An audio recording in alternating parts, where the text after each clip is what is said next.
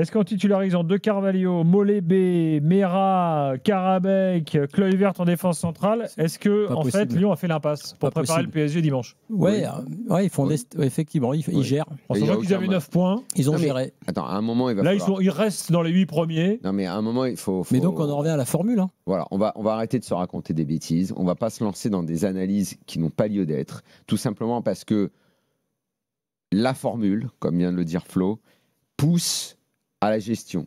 Donc, on peut tourner en rond. Ils ont fait jouer les remplaçants, ils ont fait l'impasse. Tu le vois dès le début du match. Il était couru d'avance, ce match. On le savait que ça allait mal se passer. Surtout qu'en plus, le Betis est bon. Ils ont démarré. Le Betis, c'est une bonne équipe. Ils jouent à domicile. Eux, ils vont vouloir les prendre, les points. Lyon, même dans les passes, t'as l'impression qu'ils se retenaient. T'as l'impression qu'ils jouent en chaussons. Donc, déjà, ils font jouer des remplaçants. Mais comme je le dis souvent, c'est pas parce que tu mets des remplaçants que les remplaçants ne devront pas. Au contraire, ils peuvent être bons. Ils peuvent courir, ils peuvent être bons, effectivement. Mais là, quand le courant porteur du club, c'est de dire bon, on a les 9 points et on fait bien comprendre qu'on ne va pas se mettre minable pour un match qui n'est pas important. Parce que même si tu dis c'est important, bah, tu mens, c'est pas important. Tu crois que ce soir, il y a beaucoup de. Enfin, après, on avait ce débat l'autre jour là et tout, mais tu crois que l'audience va être bonne pour ce match-là? Tu sais combien il y a de supporters lyonnais qui regardent ce soir? Moi, je suis supporter lyonnais. Je le regarde, mais si j'ai autre chose à faire, je fais autre chose. Hein, si on me propose un bon resto. Enfin, il n'y a pas d'enjeu, en vrai. J'avais la discussion avec Walid tout à l'heure. En fait, on parle trop de trucs qui n'ont pas d'enjeu. Et là, il ne faut pas se raconter d'histoire. Ça n'a pas d'enjeu pour l'OL. Ils ont 9 points, ils vont se qualifier parce que la formule va leur permettre de se qualifier au vu de leur programme à venir. Ils ont encore un match à gagner pour assurer l'essentiel, mais l'essentiel sera un peu court, donc je pense qu'ils auront quand même plus que 12 points. Et voilà, le travail est fait. C'est différent pour Nice, qui se tire une balle dans le pied et qui définitivement... En plus, là, Franquès, pour le coup, il doit tirer des enseignements par rapport au championnat, par rapport au club, à ce qu'est en train de construire le club. Ça n'a rien à voir. Lyon, c'est dans une gestion, la défaite. Nice, c'est dans une catastrophe, leur défaite. Tu vois, Marseille, hier, ça n'a rien à voir. C'est une grosse défaite dans leur parcours. Ils ne peuvent pas se permettre de gérer leur manque des points. Strasbourg, leur victoire contre une équipe... Tu vois, tous les destins des équipes de ce soir sont différents, analysés au vu du contexte traversé en ce moment. Même Lille, c'est pas grave en soi. Sauf que la dynamique, elle n'est pas bonne. À Lyon, ça fait 2 défaites. Lille, ça fait 2 défaites. Leur dynamique n'est pas bonne du tout. On va y venir tout à l'heure. Non, en fait, sur Lyon, il y a des choses qui me gênent. Alors, qu'ils gèrent, on l'avait dit d'ailleurs, ils ont pris les points, qu'il y ait de la gestion et de la rotation, normal. Maintenant, tu dois avoir de la rotation avec de l'ambition. C'est-à-dire que ceux qui sont sur le terrain doivent être quand même à la hauteur, on va dire les tauliers. Pardon, je te coupe, il y a Moussa Niakhaté en zone d'interview. Là, on va écouter ce que dit le Lyonnais. On a commis des petites erreurs, on a zappé cash. C'est ça le haut niveau et voilà, on a été défaillant aujourd'hui dans les momentum surtout. Et ce premier but nous a un peu plongé dans 10-15 minutes très compliquées. On s'est dit les choses à la mi-temps et c'était beaucoup mieux en deuxième temps. On a l'impression que l'écart entre les deux équipes ce soir n'est pas énorme et pourtant il y a, comme tu dis, ce petit truc qui a manqué. Ouais, c'est ça. Mais non, on savait qu'on a une équipe remaniée, mais tous ceux qui jouent dans cette équipe ont les qualités pour jouer dans cette équipe, donc c'était pas une excuse et on a confiance en tout le monde dans ce groupe. Et oui, on savait que l'écart n'allait pas être grand, mais l'écart aujourd'hui qui explique ce résultat, c'est l'écart d'expérience où oui, on sait qu'il y a des grands joueurs là, de l'autre côté qui ont joué dans les grands clubs, qui ont beaucoup d'expérience, et eux, dans les deux surfaces, ont été beaucoup plus méchants. Voilà pour Moussa Niakhaté. Juste, tiens, fini Flo. Non, je donne le programme de Lyon pour comprendre la mesure de l'intelligence, le garçon. Oui, très bon dans ce qu'il a dit, sauf que bon, il est très gentil, parce que justement, je voulais en venir à ça. Il est diplomate, on va dire. Sur les joueurs quand même alignés, sur l'équipe alignée, je pense qu'à un moment donné, c'est trop. Donc là, c'est Fonseca qui est quand même en cause parce que là, ce match, comme on l'a vu, il était quasi perdu dès le départ et dès la première période. Dans ceux qui sont titulaires habituels et qui étaient là et qui n'ont pas été bons, Tessman et Maitland Niles, dès le début du match, n'étaient pas dans le match. Donc là, pour moi, c'est pas possible. Si tu as de la rotation, il faut que tu dises à ceux qui jouent, les mecs, vous allez encadrer les jeunes, vous allez être là vous êtes au niveau. Donc moi, oui, ça, je trouve ça. Là, si t'es là, voilà. Sinon, tu te reposes. Tolisso, il est même pas dans le groupe. Oui, c'est clair. Hop, il se repose, il reste à la maison, il se repose très bien. Si t'es là, mais que t'es moins bon qu'un remplaçant. Tessman, que j'adore, que j'aime beaucoup depuis le début de la saison, c'est pas normal. Et puis après, je regarde les joueurs. Molébé, Kluivert, catastrophique. Ils ont pris un but sur une relance d'un coup franc du joueur de Roca là, de 80 mètres avec le lob d'Anthony derrière. Non, franchement, moi je veux bien qu'on dise c'est de la gestion, ils peuvent se refaire derrière. Moi quand même, je note que les jeunes dans la rotation, y compris Carvalho, que j'aime beaucoup, trop frêle, trop jeune, Molébé, Mera, Kluivert encore pire. Donc ceux qui doivent jouer et se montrer, ne l'ont même pas fait, alors que normalement tu dois au moins voir ça dans ces matchs-là. Et les tauliers, les cadres, j'en ai cité 2, ont été nuls. Franchement, même si, quand tu t'appelles l'OL, et même si tu peux te dire que ce match-là, c'est pas le plus important de la semaine, montrer ça, produire ça. Moi, je trouve que c'est une dévalorisation totale de la Coupe d'Europe. Tu vois que c'est jamais simple quand tu mets plein de remplaçants comme ça. Ils ont zéro automatisme. Oui, c'est pour ça que je dis que c'est la première faute, c'est Fonseca. Oui, voilà. À part attendre que les mecs se mettent à courir un peu dans tous les sens. Oui, c'est la base quand même, l'intensité. Oui. Je suis d'accord, mais je pense que ce match est oublié dès l'avion. Je suis désagréablement surpris par ça. Par exemple, je vais donner un autre exemple, même si c'est sur un autre match, mais Melvin Barr, qui est un des meilleurs Niçois depuis le début de la saison. En Ligue 1, vraiment. Je l'ai revu dans les 3 derniers matchs de Nice, et pourtant je suis pas tendre avec Nice. Ce mec est vraiment un modèle, un exemple. Il a fait un match catastrophique ce soir. Plus que ça même. Donc c'est incroyable. C'est incroyable qu'on montre ça, tu vois, dans un jeudi soir en Coupe d'Europe. Bon, restons sur Lyon. Maxime est là au 32-16, supporter de l'OL. Salut Maxime. Salut Gilbert, salut Daniel, salut Flo. Salut. Bon, est-ce que tu dis, toi, c'est pas bien grave, on a fait l'impasse parce qu'on a déjà 9 points, ou est-ce que quand même t'es énervé? Je suis un peu énervé, je suis plus du côté de Flo, parce que Fonseca, ça fait 2-3 matchs que je trouve qu'on prend pas de points, on en perd à cause de lui. Notamment, je fais une petite parenthèse sur le match de Paris FC il y a 2 semaines, où on est à 10 contre 10, on gagne 3-1, il fait rentrer Attebauer en défenseur, donc on passe à 5, et après on se fait acculer tout à la fin du match, et on s'est égalisé à 3-3. Je comprends pas ce choix-là. Et pour parler du match de ce soir, donc je vais pas tomber sur Fonseca parce qu'il fait tourner, il met au poteau Tolisso. Donc pour ce soir, c'est c'est un peu Fonseca, mais c'est surtout comme a dit Flo, Tessman, que je sais pas, ce soir il loupe je sais pas combien de passes à l'entrée de la surface, il veut relancer. Tessman, il est bon depuis le début de la saison, c'est pas. Ouais, mais là ça fait 2-3 matchs qu'il est moins bien. Qu'il est moins bien, comme Nathan Nice d'ailleurs, qui lui depuis le début de la saison est nonchalant, il choisit ses matchs comme tout le monde dit. Enfin voilà, ça on a déjà dit. J'ai trouvé Abner en dessous aussi, qui prend un jaune bête et qu'après du coup il se flingue son match, il se fait fumer par Anthony toute la première mi-temps. On voit Tagliafico qui rentre en deuxième, qui maîtrise Anthony. Anthony n'a rien fait en deuxième. Satriano, je comprends pas pourquoi Fonseca le met encore titulaire. Parce qu'il a personne d'autre et il se dit que peut-être un jour il va gagner un peu de confiance, mais il n'a pas le niveau, quoi. Ouais, mais Molébé, c'est son premier match en pro, il le met pas à son poste. Molébé, c'est un attaquant de pointe. Pourquoi tu l'essayes pas à la place de Satriano? Depuis le début de saison, Satriano, malheureusement, je sais que Daniel, tu l'aimes bien, mais il fait pas le boulot. Donc pourquoi pas essayer un autre? On a Gomez Rodriguez sur le côté. Je l'aime bien pour son caractère, mais je suis pas aveugle. Je vois bien qu'il a pas le niveau. Voilà, et après De Carvalho aussi, que je pense qu'on a trop lancé rapidement, qui a fait un bon début de saison, mais là, pareil, depuis 3 matchs. Ah, ça, c'est sûr qu'on se précipite, mais à lancer beaucoup de jeunes qui ne sont pas finis, quoi. Ouais, voilà, il perd des ballons encore en revanche, Kluivert, il a vraiment coûté 4 millions? Ah ben, oui. Waouh. Parce que là, Kluivert, je ne sais même pas si je mets 40 balles dessus. Ah non, mais non. Je le prends même pas en D5 dans mon club. Oh là là, 4 millions, d'habitude on ne discute jamais de transfert en dessous de 5 millions, ça c'est jamais choquant dans le foot, mais 4 millions c'est beaucoup pour un joueur comme ça. Oui. Mon Dieu.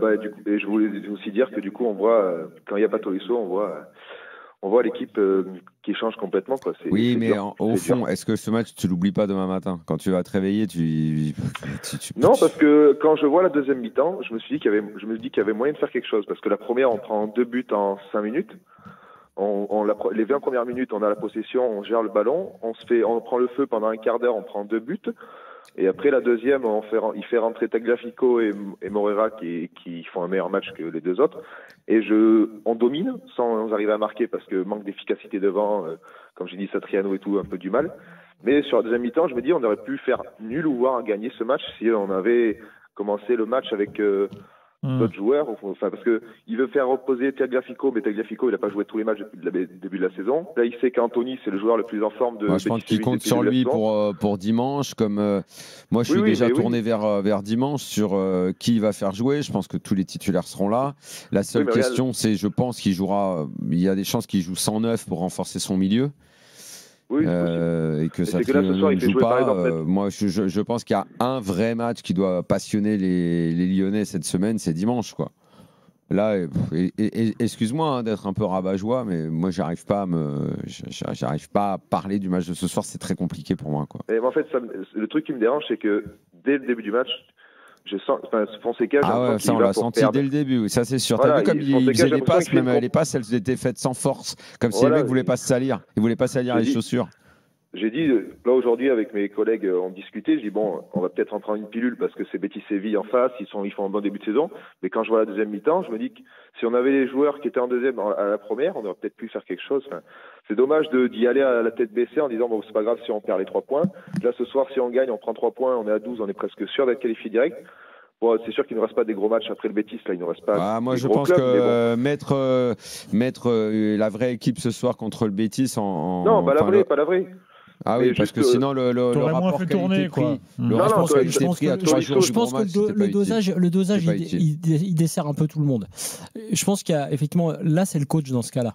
Si tu n'arrives pas à faire comprendre à tes joueurs les cadres que tu gardes et aux jeunes qu'il faut montrer autre chose, j'ai écouté Ez après le match. Oh là là, Ez il est au fond de la mine. Non mais il est au fond de la mine, mais il dit un truc. Il disait déjà en août. Ouais, mais il n'en est jamais sorti de la mine. Bah oui. Il dit un truc sur la rotation. Il dit un truc. Il est au fond de la mer. Il dit un truc important, c'est les mecs qui râlent, qui ne jouent jamais, tu les mets sur le terrain, ils sont pas bons. C'est ça aussi. Là, c'est pareil. Je dis pas qu'ils râlent ceux qui ont été sur le terrain ce soir à Lyon, mais t'as des mecs qui jouent peu, t'as l'occasion de jouer, t'as pas l'impression non plus qu'ils jouent le match de leur vie. Tu dis bon, ok, super. Oui, bienvenue dans le monde pro. Encore une fois, je suis pas en désaccord avec ce raisonnement-là. Mais il ne faut jamais oublier que pour qu'une équipe soit bonne, il faut qu'il y ait un mouvement collectif et faire un agrégat de remplaçants en attendant qu'ils se défoncent, oui, mais ça ne peut pas donner une bonne équipe parce que c'est des gens qui n'auront pas l'habitude de jouer ensemble. Et ça ne peut pas produire quelque chose d'intéressant outre une débauche d'énergie solidaire. Il n'y aura rien d'autre que ça. Donc tu n'auras pas de mouvement, tu n'auras pas d'automatisme entre les mecs. Une équipe totalement remaniée, ça ne peut pas donner quelque chose de bien. C'est très rare. Les joueurs qu'il y avait ce soir, mine de rien, on les a quand même vus depuis Mera, on l'a quand même vu pas mal depuis la saison, de Carvalho aussi. Donc c'était une équipe bis, mais pas tout à fait, quoi. Il manque vraiment Tolisso. Après, le reste des joueurs, on les a tous vus depuis le début de saison. Il n'y en a aucun qui a fait le match, à part Molébé qui c'est ton premier match titulaire, mais il n'y en a aucun qui a fait un. Non, mais déjà que tu joues avec. Déjà, comme tu l'as dit, que tu joues 109. Maxime, merci beaucoup. Et 109 de qualité. Salut Maxime, rappelle quand tu veux. l'as pas. Non, mais. Tu bouges ta charnière avec Kluivert qui est pas bon. Non, mais en fait, t'envoies un message. Je pense que c'est trop. Les joueurs le sentent quand ils voient le classement. Le message qu'il a envoyé, on s'en fout. Voilà. Même si aucun joueur va dire j'ai pas joué mon match, j'ai fait exprès, personne ne le dira. Et c'est vrai en plus. Bien sûr. Mais bah voilà, t'as un contexte général. En fait, il y a trop de matchs. Il y a trop de matchs, trop d'attentes. On peut pas leur demander à toutes ces équipes-là d'être performantes tout le temps. Et encore moins, enfin, tu peux leur demander, parce que ça s'appelle l'exigence, mais pas quand au fond, on sait que c'est pas important le résultat. C'est des compétiteurs. À peine tu descends un peu le curseur de l'exigence, terminé, c'est touriste. Et là, ils sont arrivés en claquette. Et on pouvait s'y attendre, malheureusement. Mais c'était prévu. Dans un instant, on va aller sur place, retrouver Edgar Groslo, voir ce qu'on dit les Lyonnais. Et c'est d'autant plus dur pour les mecs qui jouent. Je parle des tauliers, parce que eux jouent et pendant que les autres se reposent et eux sont obligés d'aller au charbon. Alors, c'est pour ça que Tessman et Maitland-Night, j'ai l'impression qu'ils se sont dit merde, ça à nous de jouer, on n'a pas envie. Limite, t'as raison, il fallait peut-être pas les mettre. Dans un instant, également Stéphane au 32-16, Lyon, puis Strasbourg, puis Lille, puis Nice au programme, puis la liste de Deschamps du jour. Le Blaireau-Gate. Le Blaireau-Gate. On a le temps de faire tout ça jusqu'à minuit et demi. On est là ensemble, bien sûr, dans l'after. À tout de suite. RMC jusqu'à minuit 30, l'after-foot. Gilbert Bribois. 23h23, Daniel Riolo et Florent Gautreau sont là. N'oubliez pas que lundi, nouvelle étape de la tournée de l'after. Nous serons à côté d'Orléans, à Saran, au cinéma Pâté de Saran. Donc si vous voulez venir nous voir, vous pouvez toujours vous inscrire à l'adresse suivante, public@rmc.fr. T'as dit que c'était plein hier. Ouais, non mais on a la big salle, là. On a la grande salle du cinéma. Bah oui, parce que dans un ciné, il y a des petites salles et des grandes salles. Là, on est. Ils peuvent même diffuser la grande salle. Là, c'est limite un zénith. Alors, tu sais quoi, là? Je vais immédiatement regarder. Elle est belle. Moi, j'ai vu les photos. Elle est magnifique. Non, moi, je veux savoir. La grande salle du cinéma Pâté de Saran, c'est somptueux. Voilà. Je vais sur Allociné pour savoir quel film on remplace à Saran. Ah, dans la grande salle? Bah oui. Mais renseigne-toi. Hein. Très bien, tu vas nous dire. En tout cas, Florent sera là. Daniel sera là. Et l'idée, c'est de revivre 20 ans d'After avec vous. Puis l'actu de lundi, évidemment. Hein, on débattra de l'actu du foot. On parlera peut-être aussi du foot à Orléans, pourquoi pas, et de ses joueurs emblématiques. Ce sera donc lundi. N'hésitez pas à vous inscrire. Lyon, toujours au programme. Alors, on va aller voir Edgar Groslo. Le Pâté Saran, le IMAX Cinéma, c'est celui-là? Ouais. Mais je pense pas qu'il y en ait 2 à Saran. Oh, mais il y a 10 salles, dis donc. C'est un pâté, c'est un grand cinéma, truc, hein. bien sûr. Et donc, c'est quoi dans la grande salle? Vas-y, annonce. Alors, je sais pas si c'est dans la grande salle, mais à l'affiche, en tout cas, il y a T'as pas changé. Ok. Le film de Jérôme Commander.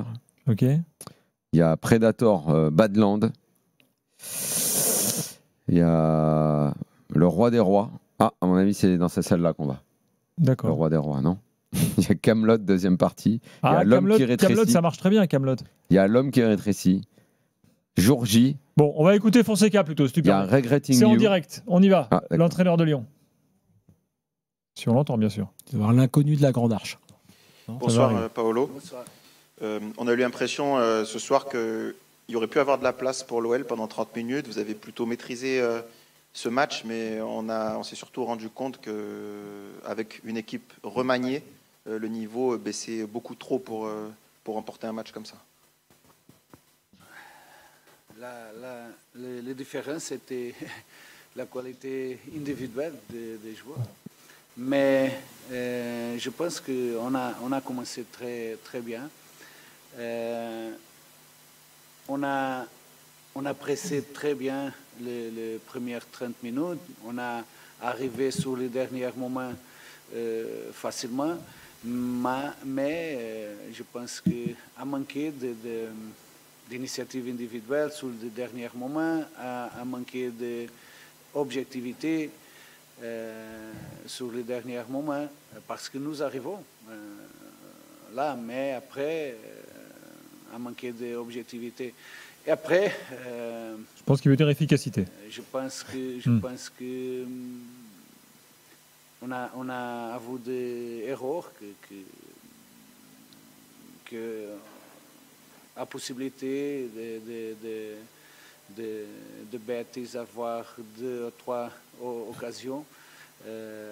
Mais à la fin, je pense que était positif, non le résultat, mais arriver ici à jouer contre une équipe comme Betis et faire beaucoup de bonnes choses comme on a fait, était positif. Le négatif était le résultat.